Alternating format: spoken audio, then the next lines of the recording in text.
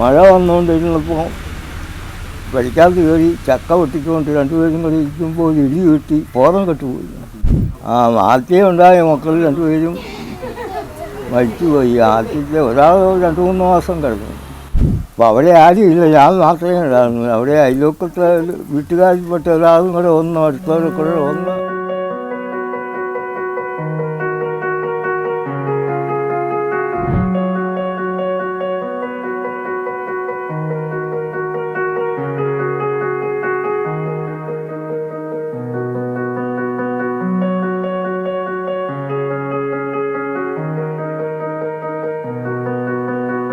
ദാമ്പത്യത്തിന്റെ 25ഉം 50ഉമൊക്കെ ജൂബിലികൾ പിന്നിടുന്നവർ നമ്മുടെ നാട്ടിൽ ധാരാളമുണ്ടാകും. എന്നാൽ 60ഉം 70ഉമൊക്കെ വർഷം പിന്നിടുന്നവർ അത്യപൂർവമായിരിക്കും. അതും കഴിഞ്ഞൊരു റെക്കോർഡാണ് വലവൂർ വേർനാക്കുന്നേൽ ജോസഫിനും അന്നക്കുട്ടിക്കുമുള്ളത്. ഇവർ വിവാഹ ജീവിതത്തിന്റെ 75ആം വർഷത്തിന്റെ നിറവിലാണ്. നാട്ടുകാർ കുഞ്ഞേപ്പ് ചേട്ടനെന്ന് വിളിക്കുന്ന ജോസഫേട്ടന് പ്രായം 95. ഭാര്യ അന്നക്കുട്ടിയും തൊട്ടു പിന്നിൽ തന്നെയുണ്ട്, 94. 1949 ജനുവരി 25-നായിരുന്നു ഇവരുടെ വിവാഹം. ഇടവക ദേവാലയമായിരുന്ന വള്ളിച്ചിറ പൈങ്കുളം സെന്റ് മേരീസ് പള്ളിയിൽ വെച്ച് ജോസഫ് ചേട്ടൻ വയല ചന്ദ്രൻകുന്നേൽ കുടുംബാംഗമായ കളമ്പനായിൽ അന്നക്കുട്ടിയുടെ കഴുത്തിൽ മിന്നുകെട്ടിയത് 7.5 പതിറ്റാണ്ട് മുമ്പ്. മദ്യപിക്കാത്ത, പുകവലിക്കാത്ത സൽ സ്വഭാവിയായ കുഞ്ഞേപ്പിനെ അന്നക്കുട്ടിയുടെ വീട്ടുകാർ നാടൊട്ടുക്ക് തേടി നടന്ന് കണ്ടെത്തുകയായിരുന്നു. 2 വീട്ടുകാരും തമ്മിൽ കണ്ടപ്പോൾ ഇഷ്ടമായി. ആലോചനകൾ കഴിഞ്ഞ് 1 വർഷത്തിനു ശേഷമായിരുന്നു പള്ളിയിൽ വെച്ച് കല്യാണം. കല്യാണം ആലോചിക്കാൻ 1 കൊല്ലം അന്വേഷിച്ച് കാരണങ്ങൾ നടന്ന് കള്ളു പിടിക്കാത്ത ചെറുക്കനും വീടി വലിക്കാത്ത ചെറുക്കനും ആണോ എന്നൊക്കെ അന്വേഷിച്ച് 1 കൊല്ലം കഴിഞ്ഞാൽ കല്യാണം നടത്തി. വേറെ പ്രത്യേക വിശേഷമൊന്നുമില്ല. എവിടെയാണ് നടത്തിയ കല്യാണം? എവിടെയായിരുന്നു കല്യാണം? പൈങ്കുളം പള്ളിയിൽ വെച്ചാൽ നടത്തി. മണ്ണിനെ സ്നേഹിച്ച കുഞ്ഞേപ്പ് മുഴുവൻ സമയ കർഷകനായിരുന്നു. കൃഷിയിടത്തിൽ തുണയായി എന്നും എപ്പോഴും അന്നക്കുട്ടിയും ഉണ്ടായിരുന്നു. 95 തികഞ്ഞിട്ടും കൃഷിയിടത്തിൽ ഇന്നും സജീവമാണ് ജോസഫ് എന്ന കുഞ്ഞേപ്പും ഭാര്യ അന്നക്കുട്ടിയും. ഏതാനും നാളായി അല്പം കേൾവിക്കുറവ് ഉണ്ടായിട്ടുണ്ട് എന്നതൊഴിച്ചാൽ കാര്യമായ പ്രശ്നങ്ങളില്ല. 94 തികഞ്ഞ അന്നക്കുട്ടി ജീവിതകാലം മുഴുവൻ മരുന്നിനോട് വിട പറഞ്ഞിരിക്കുന്നു. ഇതേവരെ ഒരുവിധ അസുഖങ്ങളും അന്നക്കുട്ടിയെ പിടികൂടിയിട്ടില്ല. ആശുപത്രിയിൽ പോയ ചരിത്രവുമില്ല. മരുമകളോടൊപ്പം ഭക്ഷണം പാകം ചെയ്യുന്നതിന് അന്നക്കുട്ടിക്ക് ഇന്നും മടിയില്ല.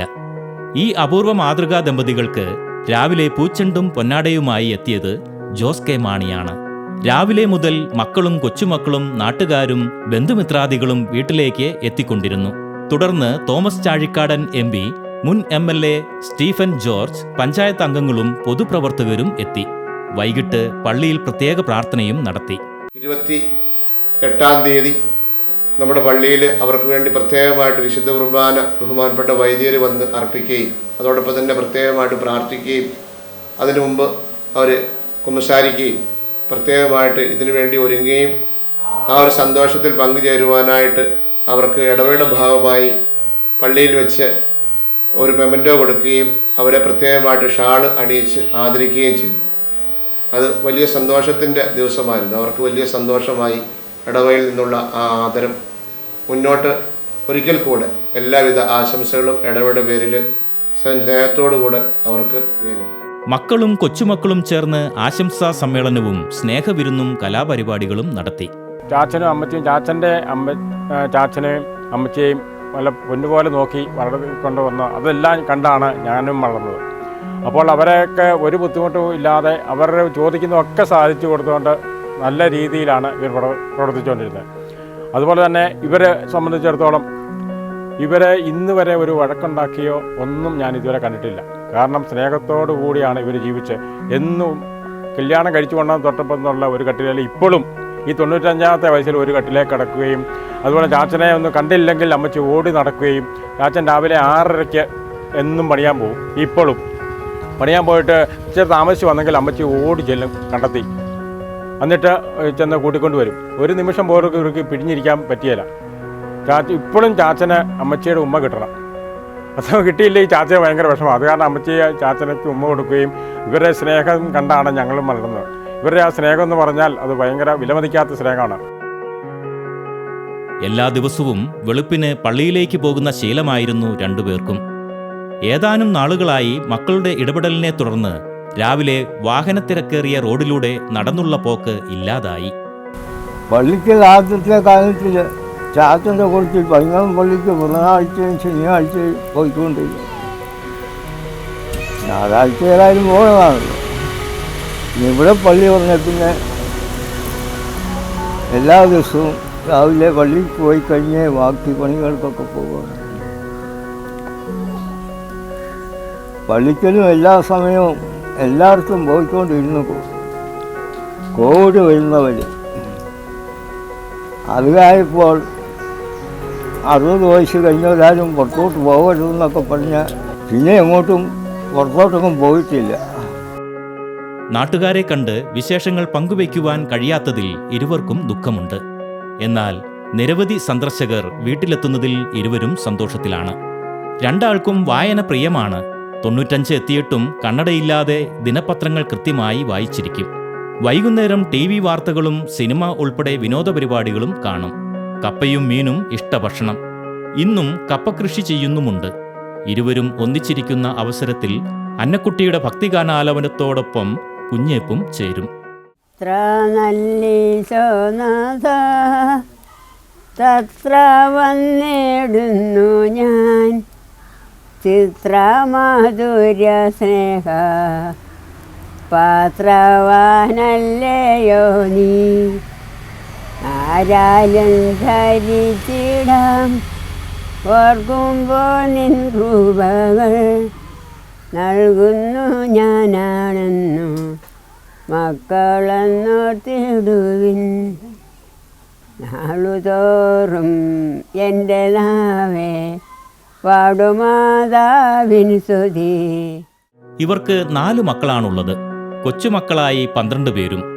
പൊതുപ്രവർത്തകനും ബിസിനസ്സുകാരനുമായ മകൻ ജോർജിന്റെ കൂടെയാണ് താമസം. മേഴ്സി വളയംപിള്ളി കാലടി, ലിസി വലവൂർ, ഷാൻഡി വാഴപ്പള്ളി വെമ്പള്ളി എന്നിവരാണ് പെൺമക്കൾ. ഇവരെല്ലാം ഇടവേളകളിലെത്തി അന്വേഷിക്കാറുള്ളത് രണ്ടുപേർക്കും ആത്മസംതൃപ്തി നൽകുന്നു. എൻ്റെ പേര് ലിസിക്കുട്ടി. ഞാൻ 3ാമത്തെ മോളാണ്. അന്ന് ചെറുപ്പത്തിലെ ഞങ്ങൾക്ക് കയ്യിൽ പൈസയൊക്കെ കിട്ടാൻ വളരെ ആഗ്രഹം ഉണ്ടായിരുന്നു, മിഠായി മേടിക്കാനും അങ്ങനെയൊക്കെ ആയിട്ട്. ഞങ്ങൾ കൂട്ടുകാർ കൂടി തീരുമാനിച്ചു. അന്ന് സ്പെഷ്യൽ ഫീസ് ഉണ്ടായിരുന്നു വർഷത്തിലൊന്ന്, അന്ന് 2,500 രൂപ അങ്ങനെ ഏതാണ്ട. അപ്പോൾ ഞാനും ഉണ്ട്, ചേച്ചിയും ഉണ്ടായിരുന്നു. ഞങ്ങൾ ടീച്ചറിങ്ങനെ സ്പെഷ്യൽ ഫീസ് വേണമെന്ന് പറഞ്ഞു. ഞങ്ങൾ വേറെ 2-3 കൂട്ടുകാരുണ്ടായിരുന്നു. ഞങ്ങൾ തീരുമാനിച്ചു ചാച്ചനോട് കുറച്ച് പൈസ കൂടുതൽ വാങ്ങിക്കാം, എന്നിട്ട് ഞങ്ങൾ കള്ളം പറഞ്ഞ് വാങ്ങിക്കാം, പൈസ മിഠായി മേടിക്കാം. ഞങ്ങൾ അങ്ങനെ എല്ലാവരും കൂടെ തീരുമാനിച്ചു. പിന്നെ ചാച്ചനോട് ഇങ്ങനെ പൈസ ഇരട്ടി ഞങ്ങൾ കൂടുതൽ വേണമെന്ന് അത്ര ആകുമെന്ന് പറഞ്ഞ് ചാച്ചനോട് പറഞ്ഞു. ചാച്ചനൊന്നും പറഞ്ഞില്ല, ചാച്ചൻ പൈസ തന്നു. എന്നിട്ട് അത് തിരിച്ചു വന്നു കഴിഞ്ഞിട്ട് ചാച്ചൻ ഞങ്ങളെ വിളിച്ചിട്ട് ഇത് എത്ര രൂപയായി എന്ന് ചോദിച്ചു. അപ്പോൾ ഞാനും ചേച്ചിയുണ്ട്. ഞങ്ങൾ പറഞ്ഞു ഇത്ര ആയി എന്ന് പറഞ്ഞു.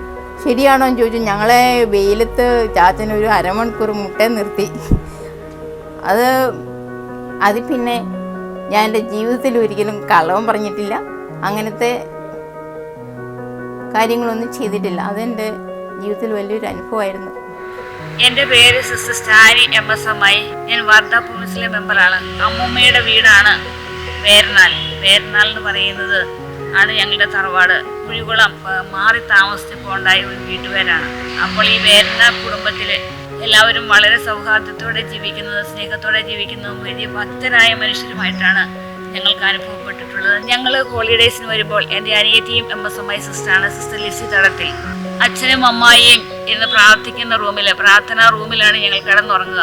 കാരണം അവിടെ പ്രാർത്ഥനയുടെ ഒരു വൈബ്രേഷൻ ഉണ്ട്. രാവിലെ അവരെണീറ്റ് പ്രാർത്ഥിക്കും, അതിനുശേഷം പള്ളിയിൽ പോകും. വൈകുന്നേരം 6 മുതൽ 8 മണി വരെയാണ് അവരുടെ പ്രാർത്ഥന. 4 കൊന്ത അവർ ചൊല്ലിയിരിക്കും. അതിലേതെങ്കിലും ഒരു ജപമാലയിൽ കുടുംബാംഗങ്ങളെല്ലാവരും സംബന്ധിക്കും. പ്രാർത്ഥനാ റൂമെന്ന് ഓർക്കുമ്പോൾ എന്തോ ഒരു ശക്തി ലഭിക്കുന്ന അനുഭവമാണ് ഞങ്ങൾക്കുള്ളത്. ഈ ദിവസങ്ങളിൽ നിരവധി പേരാണ് ഇവർക്ക് ആശംസകളുമായി എത്തുന്നത്. കുടുംബജീവിതങ്ങൾ ശിഥിലമാകുന്ന ഈ കാലഘട്ടത്തിൽ സുഖത്തിലും ദുഃഖത്തിലും ദാരിദ്ര്യത്തിലും പതിറ്റാണ്ടുകളുടെ സ്നേഹത്തിൻ്റെയും പങ്കുവയ്ക്കലിൻ്റെയും വിജയചരിത്രം പറയുകയാണ് ഈ ദമ്പതികൾ.